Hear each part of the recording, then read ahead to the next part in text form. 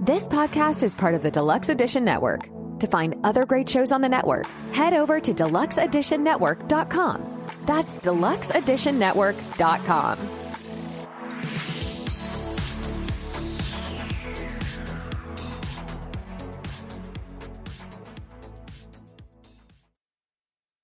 Go from surviving to thriving.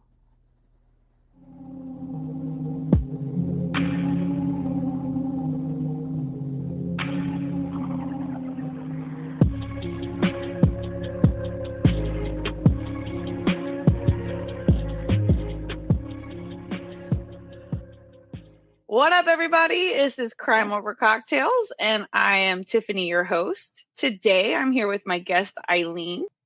So hello, everyone. I am Eileen Santos, and I have a podcast called Murder, Blood, and Psychopaths. And I'm here to talk about my story, which was the first story of my past, because I lived in an abusive relationship and I thankfully survived. So we're here and we are alive. And guess what? I have a heartbeat. I can pinch myself right now and be like, oh shit, I'm alive. That's amazing, right? Yeah, it's crazy. But here's my story, you guys. So it really happened for me when I was a teenager. I was 17. I was literally out of high school. I was going to turn 18 on September. I'm a Virgo. And I remember I needed a job, and I worked in McDonald's because my mom, she was a single mom, and she couldn't really support us on one income. And there's three of us. So I have a twin sister, and then I have an older brother. And my mom, she did the best she could, but senior dues were coming up. So I was like, oh shit, I need a job.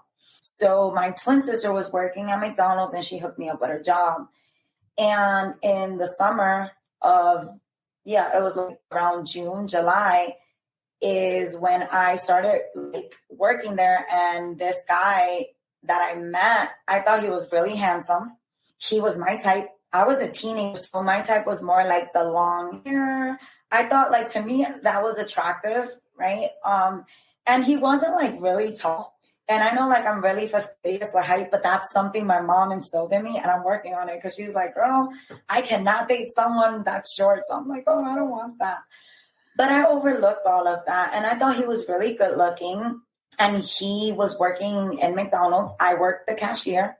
I was cash register, and he worked in the kitchen. And there was obviously red flags, but of course, I'm young. I didn't see any signs or red flags. Right. And his name was Nathan, and him and I, we really started looking at each other, kind of fucking each other. And I was like, damn, he's really cute. And we got to know each other. And I was like, I'm whatever. This is my name. This is my age. And he was a year younger than me. He was born in 89 and I was born in 88. And I remember his aunt was working at the McDonald's as well, and she hooked him up with a job.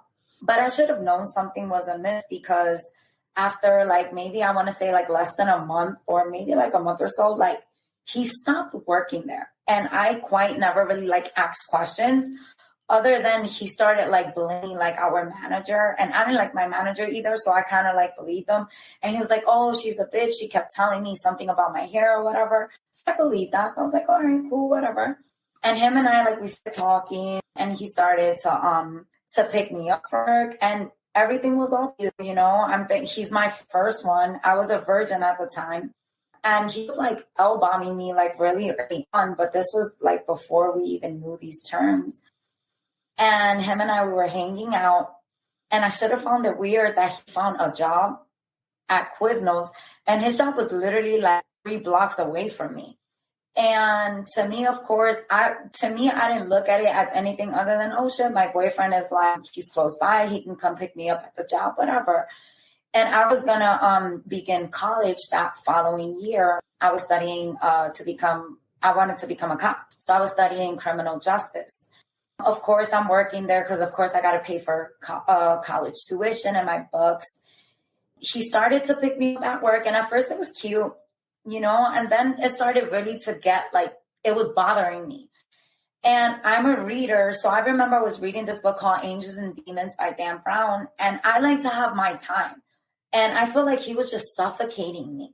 And I tried to tell him, and he was just like, yeah, but you should let me pick you up after work. And I'm like, listen, like, there's times where I just want to go home alone. It's like he wasn't hearing what I was telling him, and he just kept popping on a job. And one day I remember, like, I had enough. So I'm working, and I due to get off of the shift, I believe 11 at night. And I had a manager, and his name was Lewis. And Lewis, of course, had a crush on me. And Nathan was jealous. Nathan was like, oh, he likes you. And he was always putting Lewis down. And I'm like, I understand that, but he, like, my manager, and I respected Lewis, even though Lewis, like, never hit on me, at least to any, like, he was never, like, inappropriate with me. And to me, he treated me like a manager, you know, and my friend, him and I, we would have conversations. And Lewis started, like, pinpointing things out, like, your boyfriend is, like, literally outside.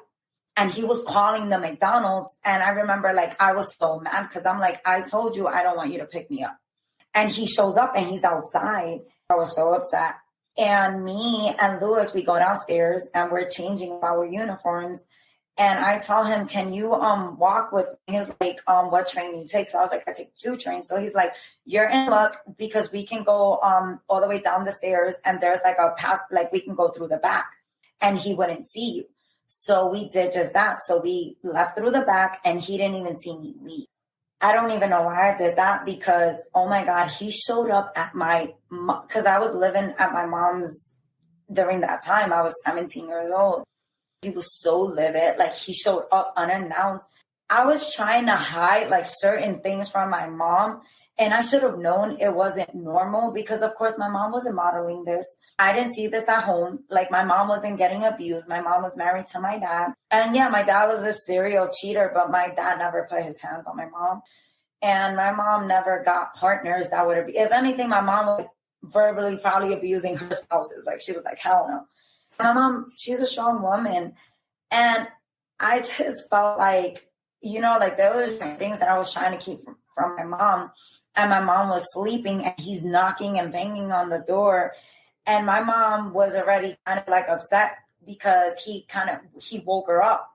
I was trying to diffuse the situation. I told her, oh no, Mom, I'm sorry. That's just Nathan. And he's at the door and I made up a lie. I can't remember what I told her. And she went to sleep. And then him and I were talking in the hallway and he was berating me. He was calling me all types of sluts, calling me like all types of hoe because I had left and I told him, but you can't be showing up at my job.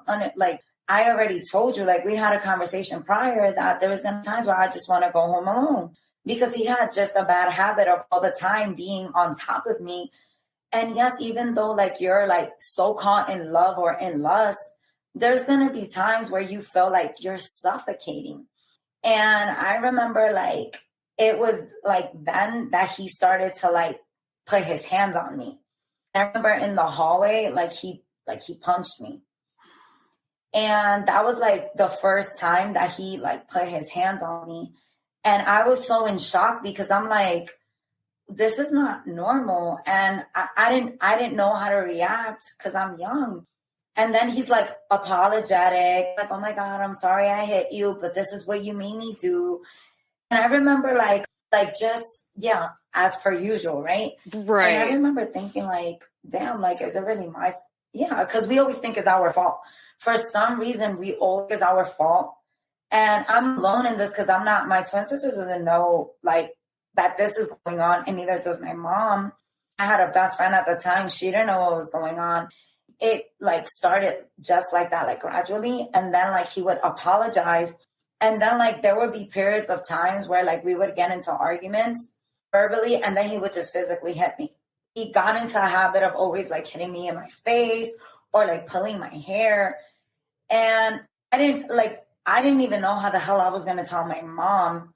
And I remember it was taking a toll on me, like on my mental health. And even on me, like I started to lose ridiculous amount of weight and my hair started to fall out. And I had long hair. Even like in September when I started college, him and I were still together. And I know I should have left right then and there. But it was like this, I don't know what it was with him, but he just had a way of pulling me in. And he had this way of convincing me. And later on, I would like go to therapy and learn that this was trauma bonding, which according to the definition of trauma bonding is basically when you develop like unhealthy attachments to your abuser and it follows by like positive reinforcements. So you would never like really ever say like, oh, it's his fault. I don't deserve this. Like you always put it on yourself, and it was a shame. And I just remember I was just losing a ridiculous amount of weight. I had bruises in my body. And it got to the point that like my mom started to notice these bruises, and I was hiding it from as long as I could. There was like this whole situation that happened with him, and my sister witnessed it firsthand, and I couldn't hide it anymore. That's like when I had to like tell my mom that he was abusing me, that he was hitting me physically, and my mom told me to stay away from him. But of course I didn't listen. I'm a stubborn 17-year-old. And I was turning 18 years old. This is like when my mom like really like met him for like actual first time that she was in his presence. And it was my own sister, and it was another friend of her. We celebrated our birthday in Dave & Buster's. And I remember I saw Anne Hathaway that day, and it was a good day. But I remember we took the train because it was on 42nd Street, and he started dancing on the train. And my mom was just like so embarrassed, because my mom is the type that like, obviously like doing things like this is like, it's inappropriate behavior. Like this is not the way you comport yourself.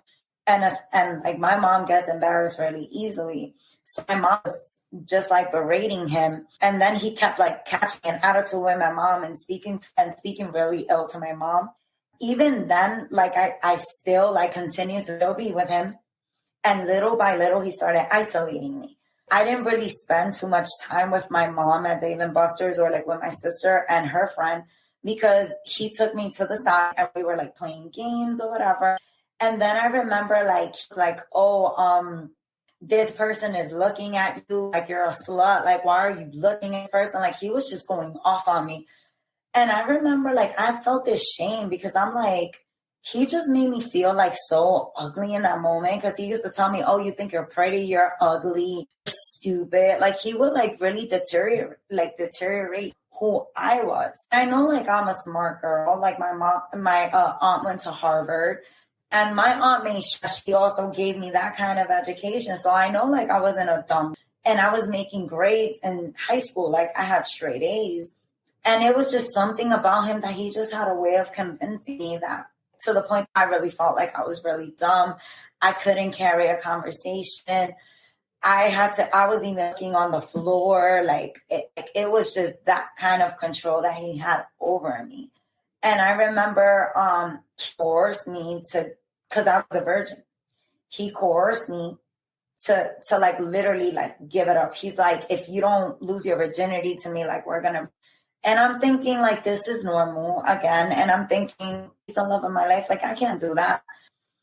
Next thing you know, one thing led to another. And we ended up doing the deed. Whenever my mom was sleeping in the next bedroom, I was just praying she didn't catch me doing that, because my mom would be devastated. I was like the perfect twin. I was the twin that people, and it's fucked up. Like my aunt, my uncles placed bets on my twin sister and I, and they were like, yeah, the first person to come out pregnant is going to be Jen and not you. They were wrong. They lost their money. But, yeah. So then I was like, I didn't even know about this bet until like years later. So little by little, his father, like his family, they weren't like that.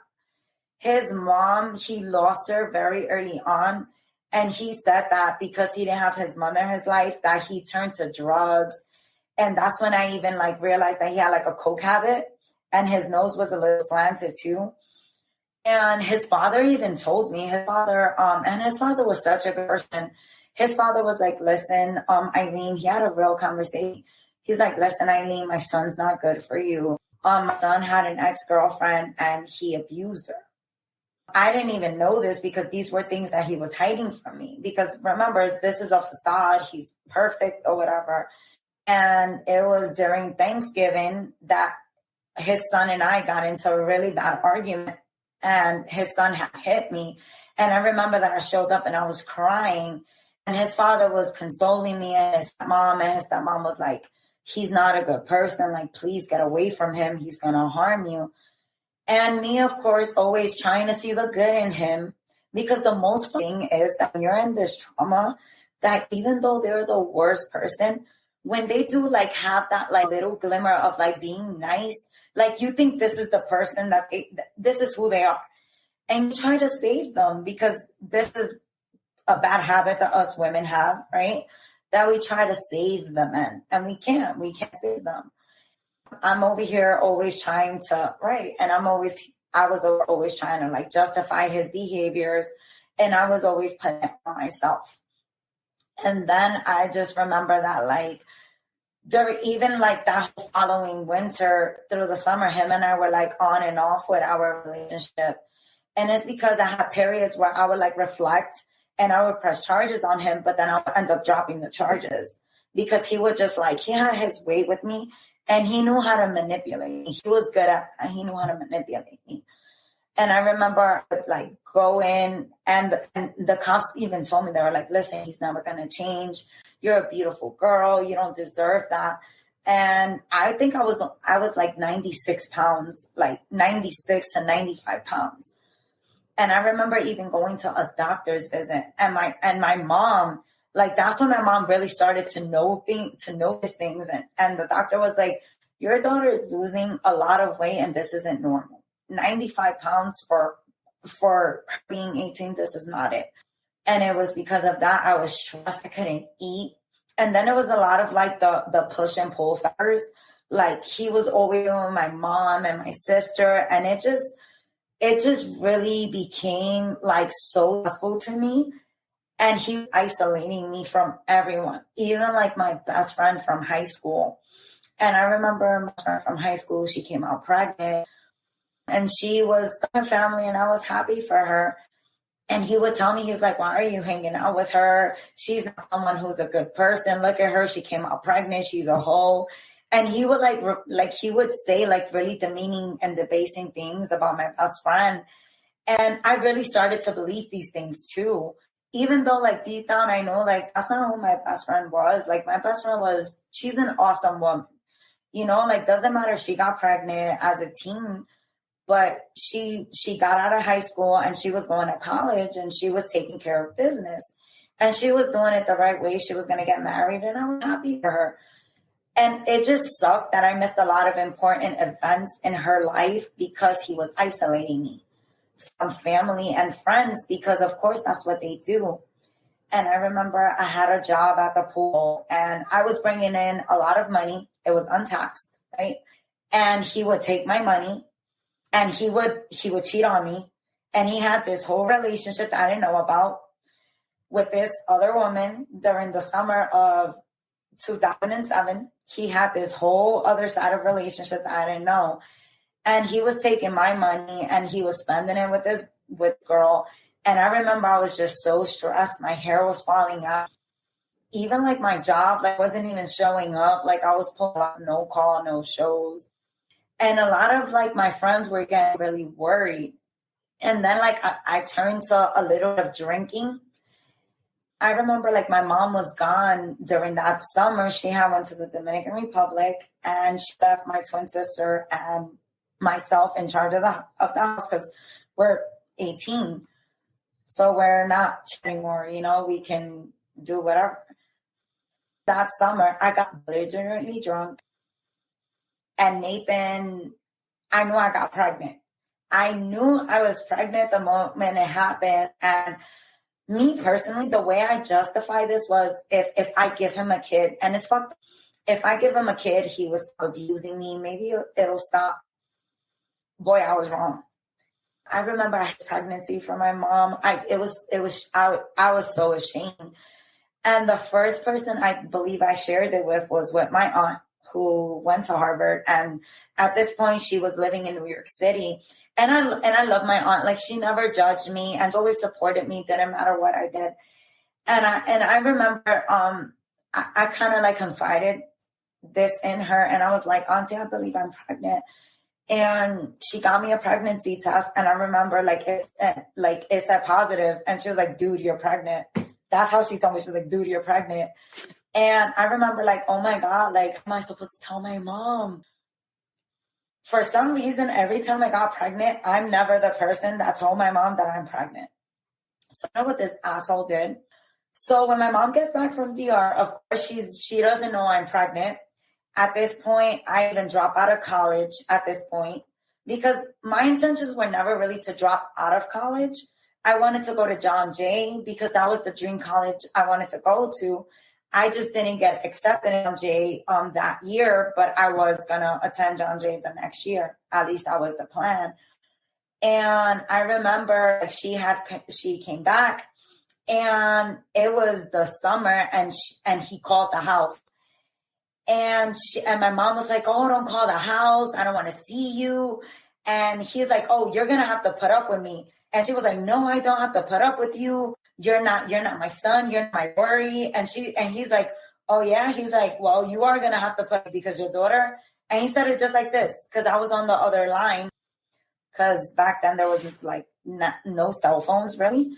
We were using the landline. No, wait, we had cell phones. You just had to wait, I think, until 9 p.m. or 8 p.m. until the minutes started, right? Because then they were charging you. So then he's calling for me, and he has this back and forth conversation with my mom, and that's when he drops the bomb. And he's like, well, you're going to have to put up with me. And he goes, because your daughter is pregnant. Oh my God. My heart went right to my asshole when he told my mom that, because I know that like hurt my mom, because I didn't know how to tell my mom. Like, I didn't want to disappoint my mom. And even though my mom is a kind of Latina that's like, oh, you're stupid, stop doing this, it still meant for me, like, that's her tough love, because my mom gave me support in other areas of my life. And she didn't want this for me. Like, she wanted me to hide this from friends and family because she was ashamed. I'm 18 years old. I'm a teenager. And she's like, okay, Eileen, like, what are you going to do? Because we have to decide what you're going to do. Hello, we are a podcasting couple. I'm Brad. And I'm Denise. And if you're into true crime, paranormal activities, aliens, disappearances, or anything that's weird or unexplained, then let us assure you, you don't have to look any further. We have all that, plus much more. We release an episode every Tuesday morning for your listening pleasure. So join us at World's True Crime Podcast and download our episodes on all your major streaming platforms. And remember, the world is not always as it seems. No, it's not.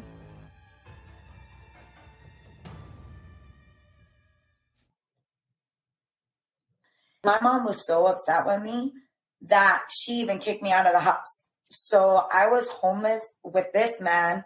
I was sleeping in the train cars while I was pregnant. I was not taking care of myself. I was not seeking any kind of medical attention, because when you're pregnant, you need prenatal care, and I wasn't taking care of myself. And I remember I was still losing weight. I was 93 pounds pregnant, and I couldn't keep food down. Everything I ate, I would throw up. And I remember like my twin sister, as my stomach is getting bigger, I believe I was like in the 5 to 6 month territory. And she had a friend that worked in the medical industry. And she was like, listen, you need to get checked, because this is not like you're not taking care of yourself. So then I finally go to the hospital. And that's when I learned the sex of my child.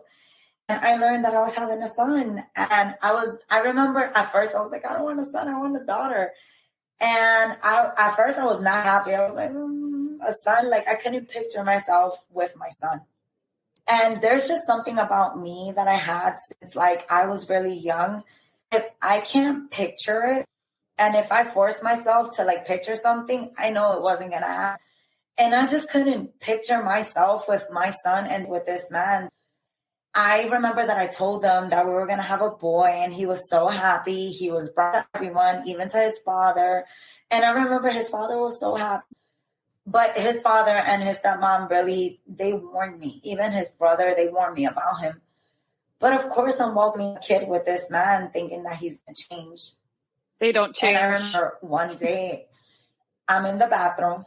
They never do. Never do. And I remember I'm in the bathroom. And when you're pregnant, like at least let me speak for myself. I didn't want to comb my hair. I have a lot of hair. Like if it was hair, like I was like, I don't want to do my hair. So I remember I put it up in a bun and he's in the bathroom with me and I'm really hungry because as I said before, when I used to eat, I could not keep anything down. I would throw it. It got to the point that his cologne would bother me and he would hit me. Like he would never understand why his cologne would make me nauseous. Like I didn't want to be around him. And it was just like the odor, just being around him just made me gag and made me throw up. We were supposed to go out. I was really hungry. He was like, oh, you're going to leave the house like that? And I was like, yeah, why not? Like, what? We're only going like a few blocks. And this man literally like got me by the hair, pulled my hair. And I remember like he dropped me to the floor. And I remember he started to kick me. And I remember I was protecting my son. I was just praying to God. Because that's another thing too, that he went to church. And he used God against me so many times. He was like, our son is born of an original sin. And he would just shame me.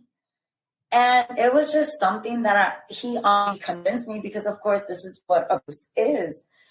And I just remember like praying to God. And I'm like, God, can it just stop? And I remember stop. And then I'm hearing like cabinets in my mom's kitchen. And he's like ransacking like the cabinet, but I know it's like the utensil cabinet. And he gets 2 knives. And he comes back and he puts it to me and he puts it to my son. And he's like, it's you or him. And I remember like crying hysterical. And he's like, don't make me have to kick you so hard that if, and this is a trigger, that if the baby comes out, I'm going to smash, I'm a step on his skull and smash his skull. And that shit crushed me because I'm like, you were supposedly happy that we're having a son. And this is your first baby and you're still abusing me. And as I said, things got worse. One day, my mom is working. I was about like 6.5 months. And I'm like, I call my mom at work and I'm like, Mom, I'm taking showers, and I feel really wet, like if I'm peeing on myself. And my mom is like, oh my God, you're going into labor. She was like, do me a favor, call the ambulance. I'll be right there. And, go put towels under you. And I'm like, are you sure is that? And she's like, yeah. And I told her that it was a bad odor as well. I was like, and it smells really bad. And she's like, because your water broke. And I'm like, but how? I'm only 6.5 months. Like the baby's not doing so like a few months away. And I'm in the hospital and it's like October, like before Halloween. And I remember my aunt, she's getting married and I couldn't attend her wedding because I was hospitalized. And when they did tell me, they're like, yes, like they took me in, that my mom accompanied me to the hospital. We're like, yeah, like your water broke, so we need to keep you here until baby comes. And I was like, I'm going to be in this hospital for a long time. They gave me a room and they were trying to prolong the pregnancy as long as they could. And he would come and visit me. At first, the nurses and no one, even the security guard, they didn't know what was going on because I had I was really good at just camouflaging the relationship and just hiding a lot of things. One day, I told my mom, like, Mom, I want to read a Dan Brown book. Can you go to the library and get it for me? Because Dan Brown is my favorite author. So she gets me this book, and it was called Deception Point. And I remember I was reading it, and in he comes, and he's like, why are you reading that book? That book is not of God. And he beats the shit out of me in the hospital. The security guards come in. Yeah. And I remember this beautiful nurse. She was attending to me because they had kicked him out and security guards were not allowing him to come into my room anymore. And of course they had to monitor me because he just put his hands on me and their concern is my baby, of course, myself. And this woman, she comes in, beautiful nurse. And I wish I took her advice. And she was like, he's never going to change. Don't allow him back in this room because he's gonna harm you and your baby. And I wish I would have listened, But of course, me being naive, right? They were monitoring me, and I remember like I was having contractions, and they were like, the baby is coming and we need to perform an emergency C-section. And I remember like, fuck, like, I don't want to have this baby alone. You know, he is the father of my kid. And they performed an emergency C-section on me. I was not ready. I'm only 18 years old. Well, 19 at this point. And it's November. I remember just being in pain throughout the whole thing. Like my contractions were coming. And I remember just praying to God, like, for my son. Like, I just wanted a healthy delivery. And the doctors, they did what they could. They performed the C-section and everything went well.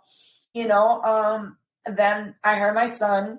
He was crying. And I remember, oh my God, like my son. I gave him a little kiss. And of course, Nathan is there.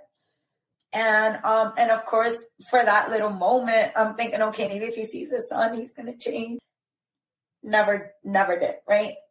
So then the doctor's telling me that because the baby was premature, he developed jaundice. So they put him under a light so he could get a little bit of color.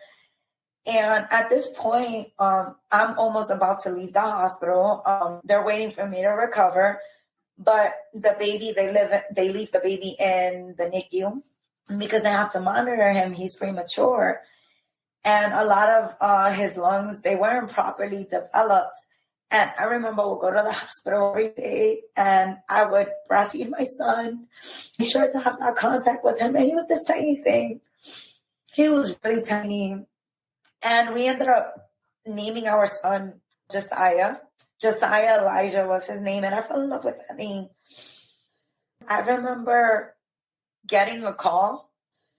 I was on with his father.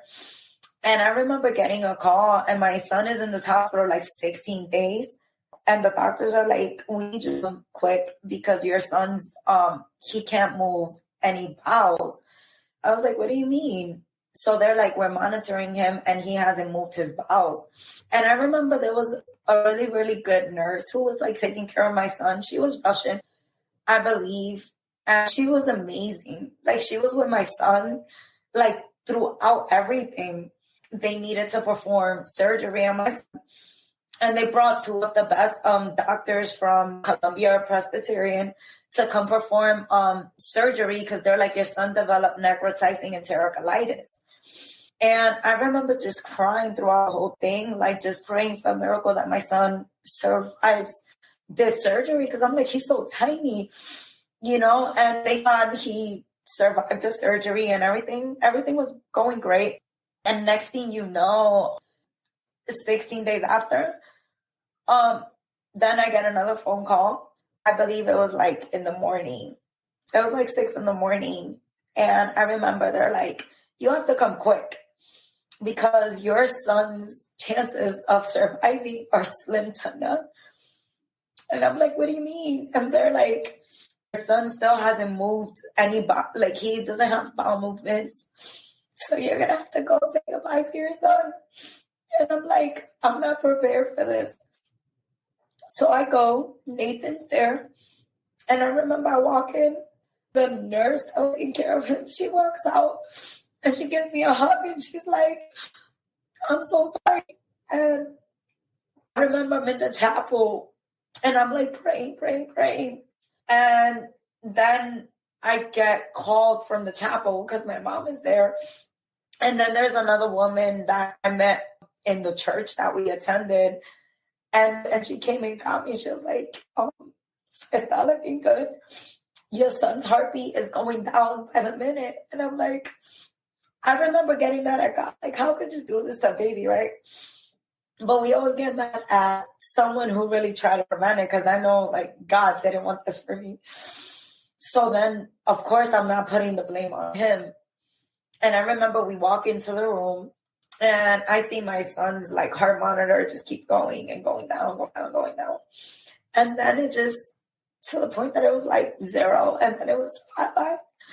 And I remember just like at 19 going through this, it was so much. They pulled us aside to the room, and I got to hold my son for the last time. And he's there crying, and I'm like, even like squeezing my son, and like my son has like, he's swollen, and he's like all purple, and he feels a little cold. And I remember saying like, oh my God, and looking at him, and he's crying. And then in mind, I'm like, you don't fucking get to cry. Like, this is all on you.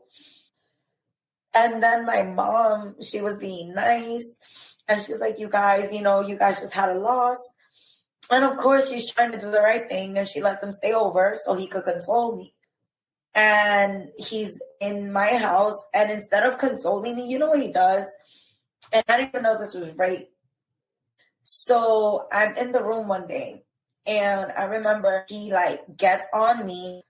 And he's like, oh, we're gonna create another Josiah. My son is not replaceable. Like, are you kidding me? And then he punched me in my face, and he literally like forced me to have sex with him, just create another little person. And I remember just feeling so dirty and so ashamed that even like my twin sister like got into it with him so bad, and she ended up like beating the shit out of him. And I loved her for it. And she kicked him out. And my twin sister told my mom, like, this is what was going on. And from there, I was like, you know what? This happened for a reason. I need to leave the relationship. And I tried to leave the relationship. And the last straw for me was when I went to John Jay, because I was like, you know what? I'm going to go to school. I suffered this loss, and I don't want really anything to do with Nathan.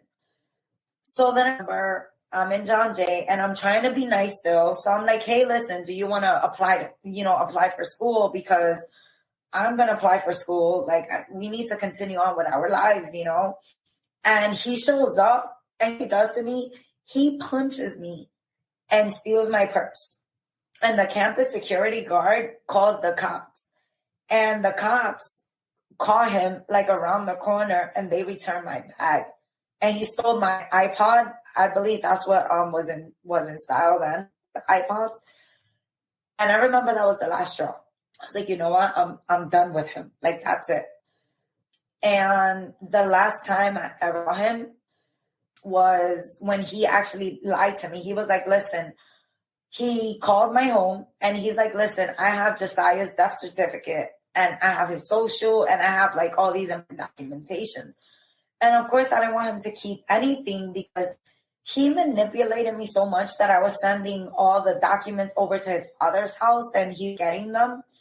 But I felt like I needed to have those. That to me. And I remember I was very fine, whatever, just come over and give it to me. I don't know why I did this. So when I opened the door, he like literally like flew on top of me, and I'm running to the room, and he's choking me. He has me on the bed, and he's choking me. And I know that like a lot of people say that like all of your your important moments are like flashing by.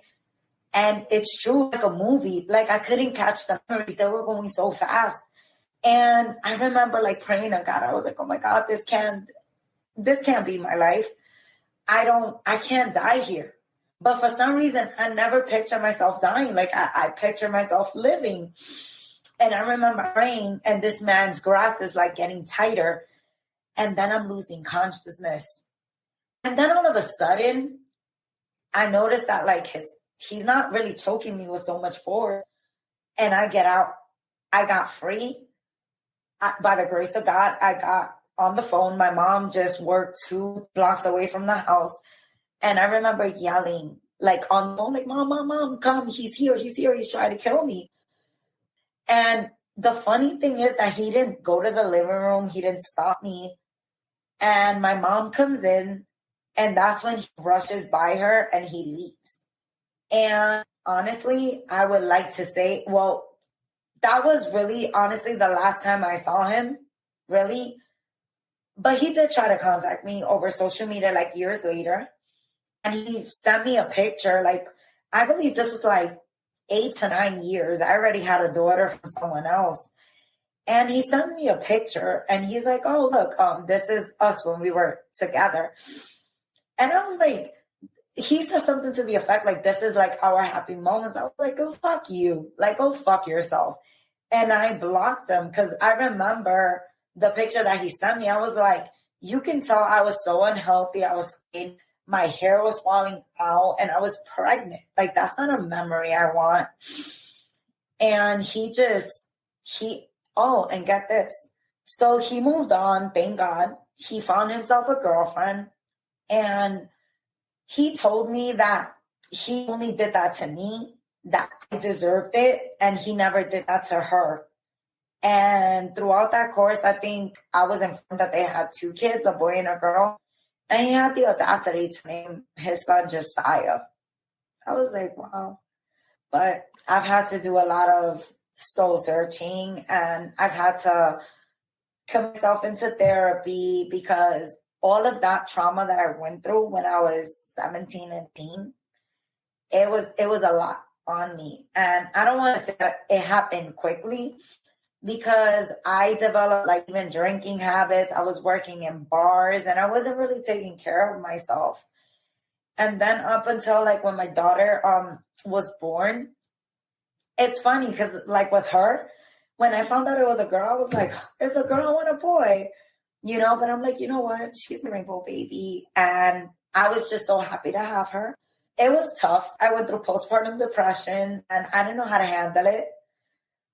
But I was like, you know what? My daughter gave me a purpose in my life. So I recognized like the signs of postpartum and I got help for it. And then I started working out and those things really helped me. And then I was like, you know what? I'll go to school. And I eventually went back to school, went to John Jay, and I graduated from John Jay with my bachelor's in criminology, and I graduated with a 3.9. And that was like my success and a big fuck you to him. I was like, yeah, I did it. I survived, Got myself into therapy, right? And I was just like, you know what? My daughter gave me a purpose. And I was so grateful to have her in my life. And she's 13 years old, and her father turned out to be a deadbeat, whatever.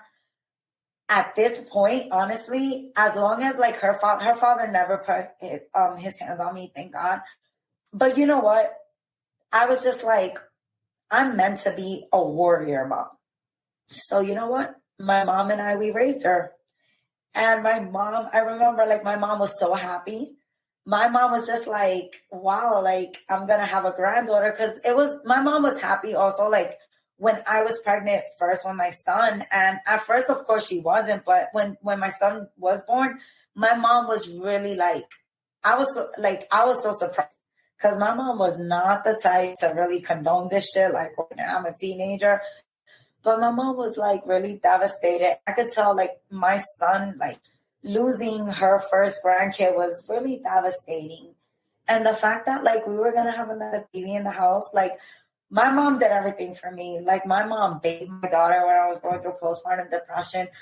My mom was even there when I gave birth to my daughter. Like I had another C-section. My mom literally like, I feel like I just had my daughter just for my mom because my mom was like, yeah, this is my daughter. But she developed this attachment to my daughter and they're close. Like right now, my daughter's 13 years old and right now they're in the Dominican Republic together. Like I'm telling you, my mom and my daughter do everything together. But it was one of those things that you live and you learn. And of course, there's shame, because of course, they will make you feel like this is your fault, and only later on do you start putting things into context. Like, to me, I thought rape was like, like a stranger, like just, unwillingly. But that's not, you can experience that even with your own partner because he forced himself on me. So I started recognizing a lot of those things. And then my therapist was like, yeah, you were trauma bonding.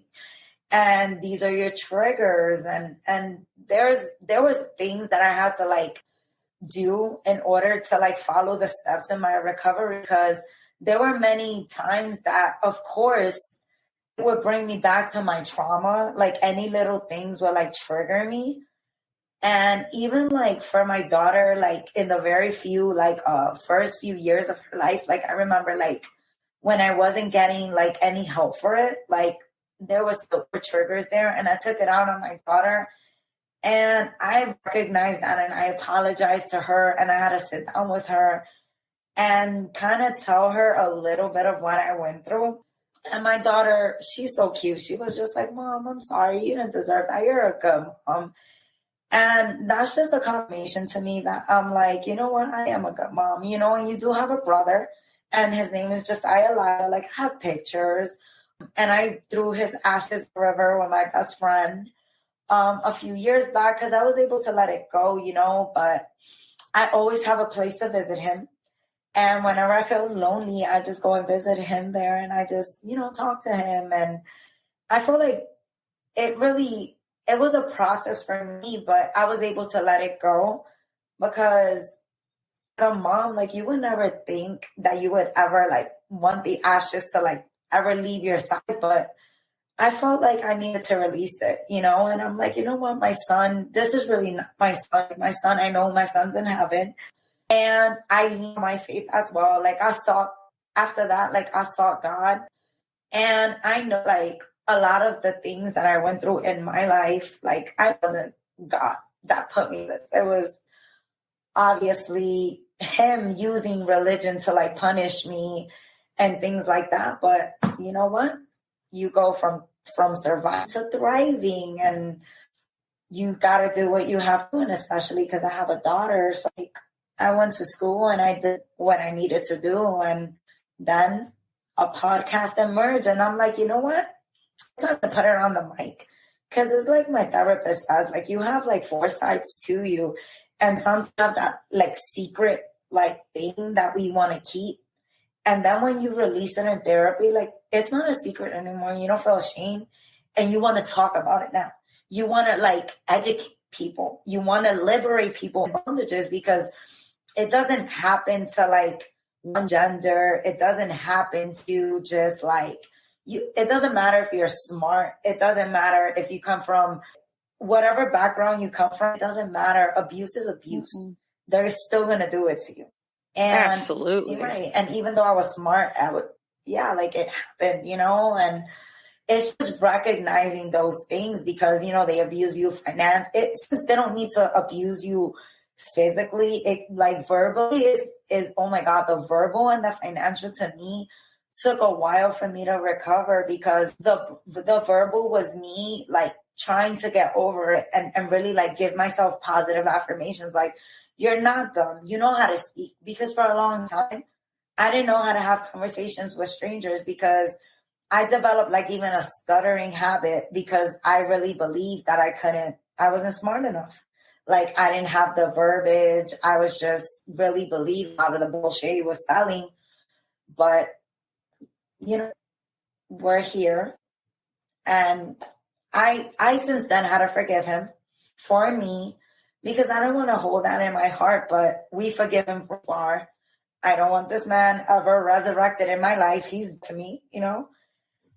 And I just hope that he's not teaching this to his kids. Oh, honey. That would be he's ridiculous. He is. When he said he's not doing this to someone else, that's a damn lie, because this is what's in his nature. Yeah. And let me tell you something. Yeah. That's a big red flag. I was going to say, when a parent tells you that their child is not good enough for you, you need to fucking listen. Oh, yeah. That's huge. Oh, fucking yeah. And I wish I did. Like, oh my, I was so stubborn. It was so huge. Like, his father, let me tell you, this was not something that they modeled in his home. Like after his mom passed away, his dad married a Dominican woman, and I'm from the Dominican Republic. And I remember, like, she was so amazing, and so was the father. And he had little brothers, and he had one little brother and one little sister, and they were nothing compared to him. Like, even his older brother, they were nothing compared to him. It was like total opposite. And I remember his brother had a girlfriend, and his girlfriend never ever told me that he put his hands on her. And he lived with her for a long time. And this was not something that was modeled in his home. And his father was an amazing person. And you know what's the crazy part? That on MySpace was like the platform that we used at the time. And I remember when I saw the girlfriend, like she looked just like me. Like she was beautiful. And she had like really long curly hair. And I was like, oh, that's so weird, you know, but that's crazy. It's because it's like a memento, you know what I mean? It's like, oh, well, I'm going to get you because that's going to be a constant reminder of what I did to you. It's crazy. It's like crazy how they think. Absolutely bad shit. Just like how he's throwing God around. First of all, God somewhere in there says, thou shalt not hit. Like, no, that's not what we're doing. Exactly. There you go. Exactly, right? But I was telling you, like, it's just, he was such an asshole. And it's like, and I like go back to it, and I'm like, so many charges that I like dropped, and how he had me convinced, and he was a good actor. And I know, like, the question always like, so why didn't you leave?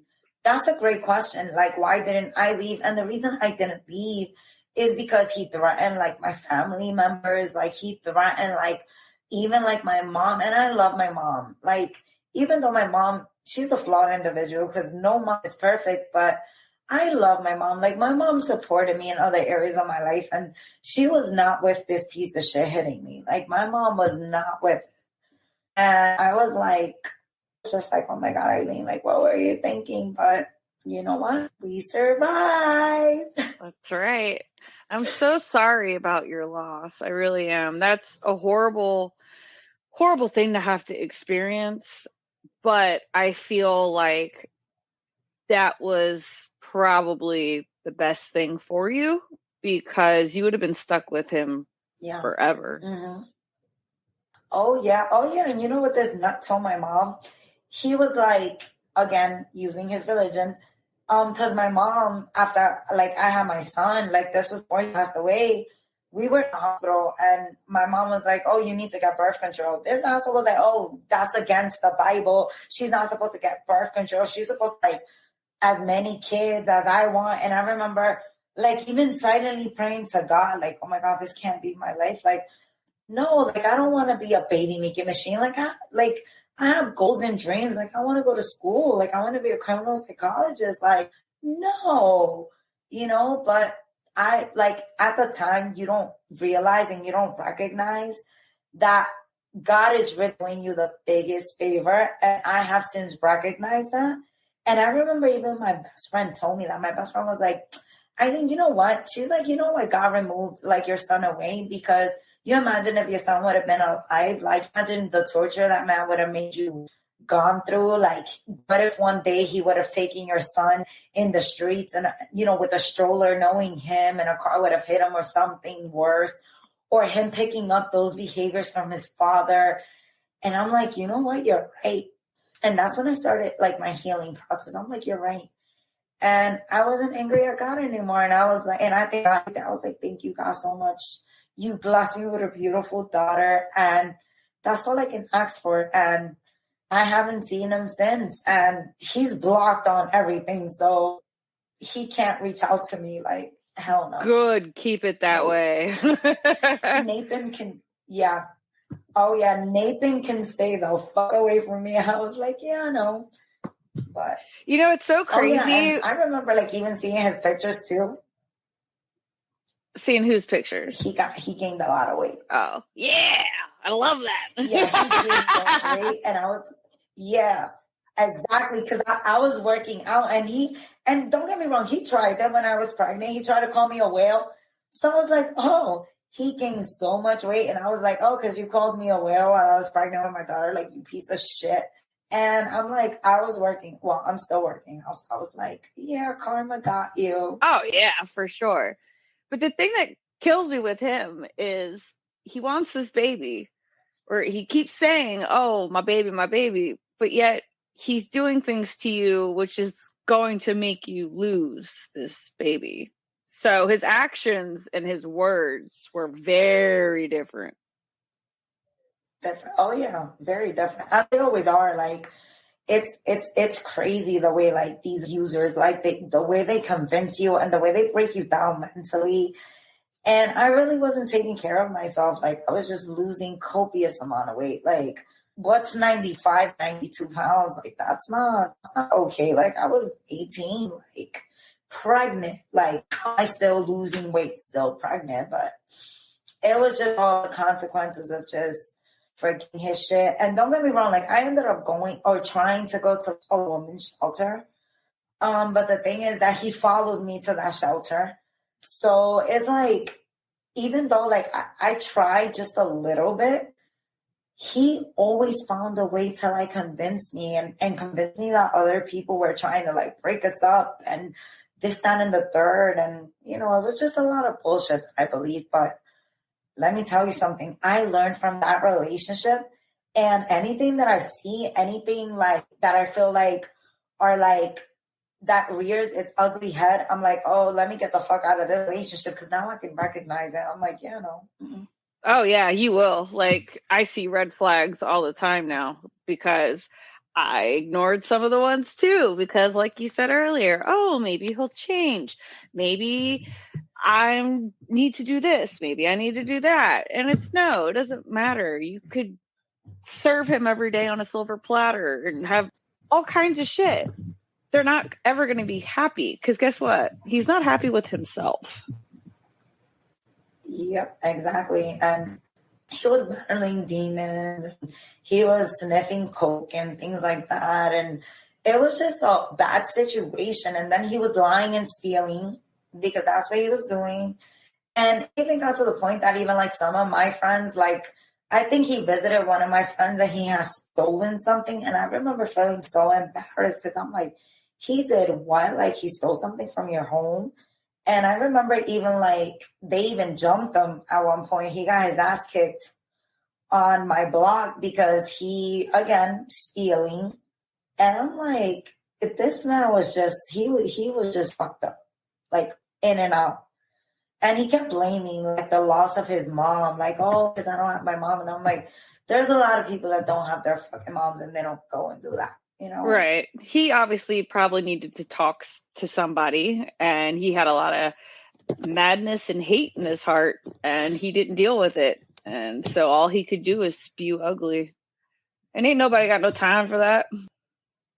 At all. And I forgot to actually share this because you know what's the funny thing about it is like when you're like talking about this, like certain things that you like put in your subconscious, as you're talking about it, I'm like, oh, I remember this other event. Like he had this other brother, right? And he was like an older brother. He was just a brother from like the other side of the family. And I remember one day, like the brother and I were alone in his home with the kids, and we were supposed to go to church on Sunday. His fucking brother hit on me. Like his brother came on to me. And I remember his brother was like a man that was like in his 40s, like really like mid 40s. And I remember like, oh my God, like how the fuck am I supposed to tell him that? And I did the brutal mistake of telling him that. And the sister that was so Christian, like when I like told Nathan like about what his brother did, the sister, like she was like defending her. He didn't do that. You're a slut. And I was like, oh, me? But don't you have a kid from someone who was married or is married? Like, but I'm the slut and you're the Christian?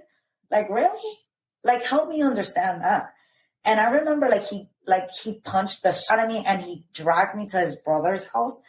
And he knocked on his brother's door. And he was like, did you hit on the mother of my child? And other than that, they're like, oh, you're going to listen to her? She's a slut. And I was like, wow, like this family's just fucked up. Well, from his mother's side, I was like, oh yeah, they're fucked up. Because his father's side, they're not like that. Like the total opposite.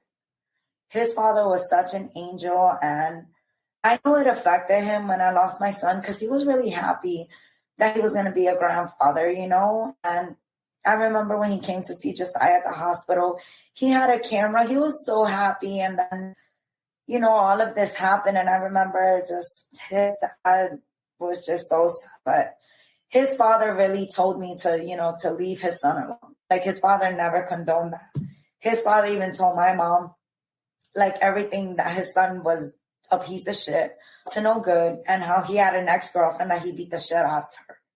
And he cheated on me with her too, while I was pregnant. And he's sitting down next to her in church.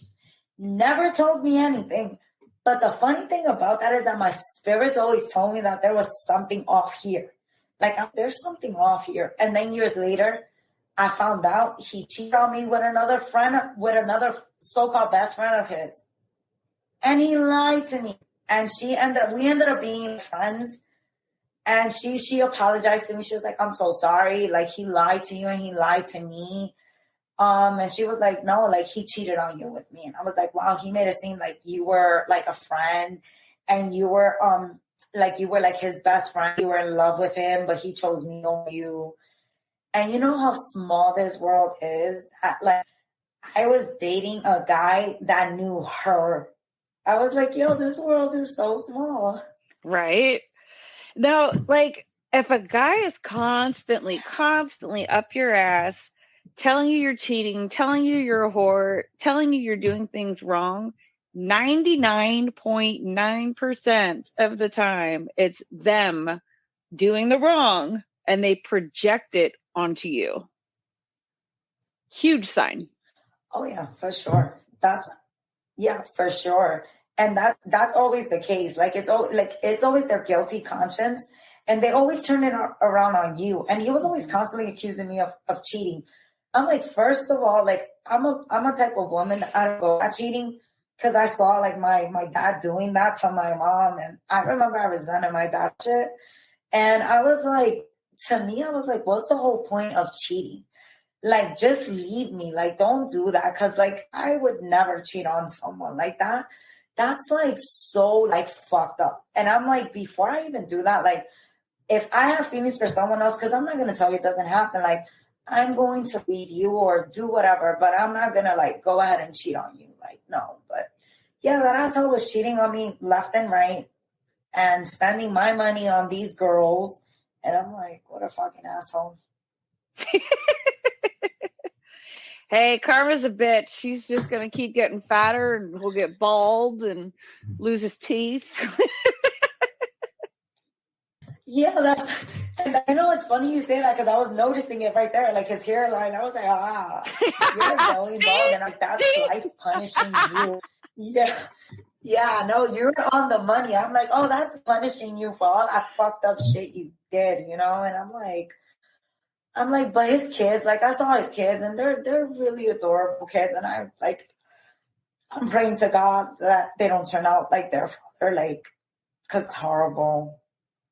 Yeah, and I mean, hopefully they're not witnessing that kind of stuff, because then now they're going to need freaking counseling to know how to separate that, because once they think that's normal, why wouldn't they? Right? Yeah.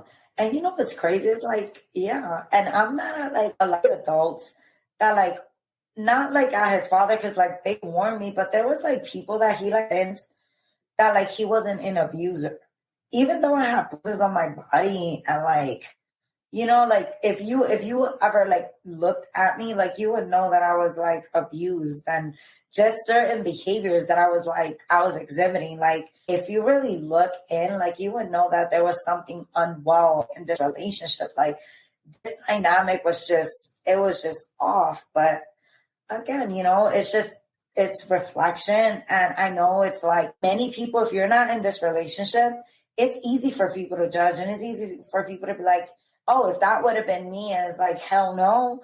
Because like, imagine like, you get that from like your dad or someone close to you, like doing that, like they're gonna stuck you don't know how to react, because it's like a shock, and you don't know how to take that, you know, and you're gonna be like, oh my God. But everyone is different in situations, you know. And even though I didn't leave immediately, like, yeah, like I felt like this needed to happen because God saw things and God was like, no, you need, like, this is going to be what we need to do to remove this person from you. And you know what? And even though like my son unfortunately passed away, but like I said, there was a purpose and there's a reason because God's plan is never wrong. And I know that he's never, ever wrong. And every day I'm thanking God and I'm like, thank you, God, so much for just a blessing. And like I said, I have a beautiful daughter, not from the same man.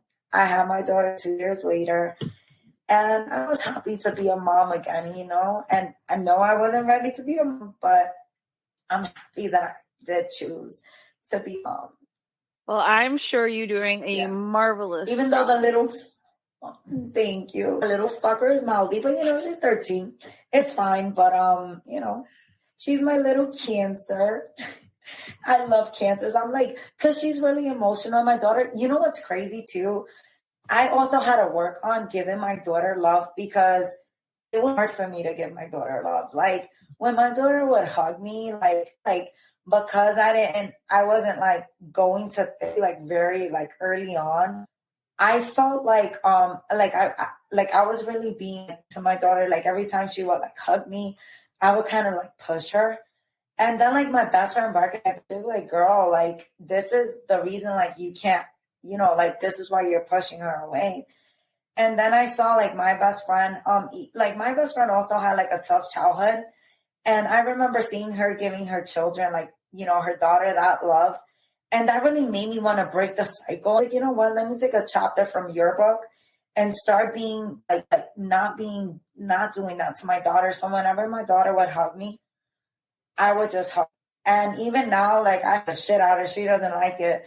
I fucking squeeze her so much to the point, I can't breathe. I was like, oh, fuck, I love you. Fucker. I'm a Cancer. Oh, you give me Cancer. When was your birthday? It was July 15th. Nice. My daughter's June 23rd. I was happy because I was just, listen, not for nothing, I prefer a Cancer over a Gemini because I was like, yeah, no, them Gemini That's my son. I was like, your son, is the little thing. My best friend is a Gemini, you know, all best wishes, you know, but we understand them. I'm a Virgo. I was like, I understand you, girl. I understand your little two faces, you know, but they're really smart. So talk a Gemini. They're really, we need a Gemini. Gemini's balance you and they're really smart, you know? Yeah. Well, I'm so happy that we were able to connect and that you are definitely on a better road. Whatever church they were going to. Oh, for sure, yeah. That church needs to be condemned. Oh yeah. They even try to cover it up that I was a teen mom because to them, their facade was what they cared about. So they try to cover up. I heard this years later, like I didn't even know this was a thing, but they didn't even want to like attend the church because they thought it was like a bad example because I was a teen mom. Isn't that fucked up? Yes, God doesn't judge like that. No, he never does. Ever. And I was like, yeah. And God always says that, like, if you judge, like, I'm going to judge you. Like, don't do that, you know? But I've had to do a lot of searching and a lot of forgiving. And the forgiveness was more so for myself and my recovery, you know? And sometimes you need to do it for yourself. I don't really like holding on to anything in my heart. And being that I came from this abusive relationship, I have nothing but love in me. So I even became like a teacher. Like, I didn't even like go to like whatever I went to John Jay for. Like, of course, I'm on my podcast, like because I cover like, true crime, but I became a teacher in the Bronx, and my kids in the Bronx, like even though they're tough, a lot of them don't come from love. So I'm giving them love, even though they be like, Miss Santos, like, we hate you. And I'm like, I love you too. Even my tough ones, like, they ended up loving me. They're like, even though you overwhelm me, we know that you love us and you care for us. I was like, listen, the minute Santos doesn't care, get scared. And I had this one tough little girl. I'm like, she's so mean. Her eyebrows were like little, like she had them like little Wednesday. I'm like, why are you so mean with an attitude? And guess what? She was responding to me after a while. Like she became like my daughter. Sometimes people, they just need to be shown that they care. Yeah. Somebody cares about them, that they are seen, that they're heard, and that they're cared for. Yeah. It's the little things in life. Sure. And I know like she was, and I know like her father, like kids were mean because like mine was incarcerated when I was younger, and kids were making like fun of her and stuff like that. And I had to intervene, and I sat down with her and I'm like, listen, sweetheart, my father also like went to jail, but I want to tell you that your mom is doing whatever she can, as best as she can. And whatever your father did, don't judge him for the mistakes, because as adults, we make mistakes, but just know that even if you like talk to your father from prison, it's okay. Cause she had this shame and I felt so bad. And I would just give her so much hugs, and she ended up being like one of like my best like kids. I was like, oh, it's all it takes. Have nothing but love to give. Yeah, it's just love. And I'm here like literally, like anyone literally like experiencing any type of like abuse, financially, whatever it is, like I'm here for you. Okay. Like I went through it and I would never judge you. And I know like certain family members, like they leave your side and they don't mean to, but all I ask is if you guys know someone that is in one, like be patient with that person, because they're going to use you at a point where they need to escape and they need you. Like they need escape routes, and one day they're going to wake up and realize this is not the relationship and they want to get out, So just be patient. That's good advice. Absolutely. Yeah. Did you have anything else you wanted to add? No, I think that's it, guys. Like I just wanted to leave you guys with that. It's just be patient with each other.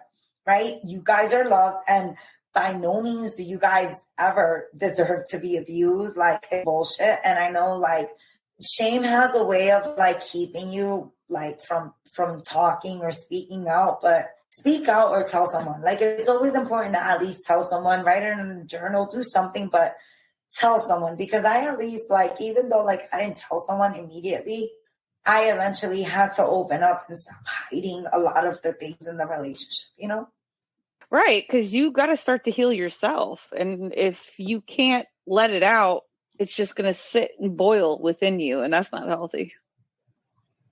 Exactly. Right. And as humans are literally meant to thrive. And we live where there's a lot of negativity, but you know what? There's also people who actually see like the glass half full, and that's me. Like I'm a positive person, positive affirmations every day, and I even instill that in my daughter. Every time I would make her breakfast 4 a.m, and then I would write on a board, you are intelligent, you are beautiful, you're this, you're that. And I've had to internalize that, because let me tell you, like many things I had to do self-reflection, and I'm like, I need to be a better mom for her. And I'm glad that I recognized that. And I was like, you know what? Fuck yeah, my daughter's here for a reason. And I'm happy I have her, Absolutely. You know what? I hear you, but thank you so much. You are awesome. I fucking love you. And you're fucking beautiful. My daughter wears glasses just like you. Oh, yeah? Oh, the cancers. Yep. Yeah, she wears glasses. I'm gonna wear my heart on my sleeve. I feel like that's right, girl. And I feel like cancers, they're so, I love a cancer personality, and my daughter gives me love. Like all the time, I'm like, come here, you little shit. You're less. If you know somebody that really needs to listen to this episode, please share it with them. This is every parent's worst nightmare. A link to her podcast will be in the show notes. Thank you guys so much for listening. It really means the world to me, and we're making a difference little by little. Do you want to be on the show? Do you have a story to tell? You can find me on my websites, crimeovercocktails.com or thecrimeconnection.org. All right, you guys, we'll talk crime another time. Bye.